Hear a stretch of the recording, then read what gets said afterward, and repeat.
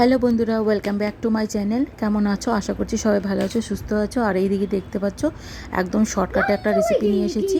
আর আজকের রেসিপিটা হচ্ছে ডিমের পুর দিয়ে পটল দোলমা। চলো তাহলে দেখতে থাকো, সঙ্গে থাকো। আর এই দিকে দেখো, আগেই বললাম যে শর্টকাটে দেখাবো।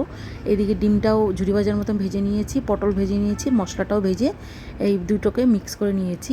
আর তুমি দিকে দেখতে পাচ্ছ তোমরা এই একটু পেঁয়াজ কুচি রেখেছি, কারণ ওটা ফোড়ন দেবো।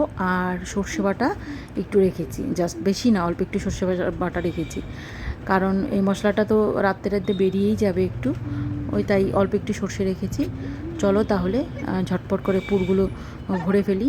আর এই দেখো ভরছিলাম চামচটা দিয়ে, কিন্তু চামচটা এত এত বড় যে হচ্ছিল না, তাই জন্য এই নাইফটা নিতে হলো। চলো ভরে ফেলি। আর বন্ধুরা, ভীষণ কিন্তু টেস্টি হয় খেতে। আগেও খেয়েছি, মা করে খাইয়েছে, আর তারপর ভাবলাম যে আমি করব। আর আমি যখন করতাম তখন ভিডিও করতাম না, এখন ভাবলাম যে না, তোমাদের সঙ্গে একটু শেয়ার করা যাক। তো চলো, অলমোস্ট সব হয়েও গেছে, ওই একটু মশলা বাকি ছিল, তাই জন্য ভাবলাম সবগুলোর মধ্যে একটু একটু করে দিয়ে ভরে ফেলি, নষ্ট কেন করব মশলাটা। আর বন্ধুরা, কে কে এই ডিমের পুর দিয়ে পটল দোলমা খেয়েছো অবশ্যই কমেন্ট করে জানিও। আর একদিন তোমাদের প্রথম থেকে লাস্ট পর্যন্ত কীভাবে করলাম তোমাদের সঙ্গে শেয়ার করব। আর এই দিকে দেখতে পাচ্ছ কালারটা এত সুন্দর এসছে, ভীষণ সুন্দর।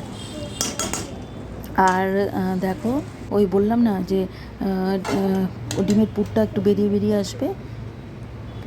আর এই বেশি করিনি বন্ধুরা, খুবই অল্প, 5টা করেছি। আর বেশি তো আমাদের খাওয়ার লোক নেই, ওই আমি আর মাম্মা পাপা। আর মাম্মা তো এসব জিনিস খায় না, যাতে দুবার খেতে পারি ওই। আর মশলাটা একটু ছড়িয়ে দিই ওপর দিয়ে, দেখতেও ভালো লাগবে। আর বন্ধুরা, খুবই ছোট একটা ভিডিও, তোমাদের যদি একটুও ভালো লেগে থাকে প্লিজ লাইক কমেন্ট করে দিও। আর যারা আমার চ্যানেলে নতুন, সাবস্ক্রাইব করে দিও। আর এই দিকে দেখতে পাচ্ছ একটু মশলাগুলো ওপর দিয়ে দিচ্ছি। আর মশলা ছাড়া তো ভাত দিয়ে খেতে একদমই ভালো লাগবে না, যেটা দিয়েই খাও, ভাত বা রুটি, সেটা দিয়েই ভালো লাগবে গ্রেভিটা থাকলে।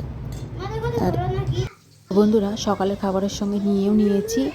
আর বন্ধুরা, অন্য ভিডিওতে আবার দেখা হবে। Tata, bye bye.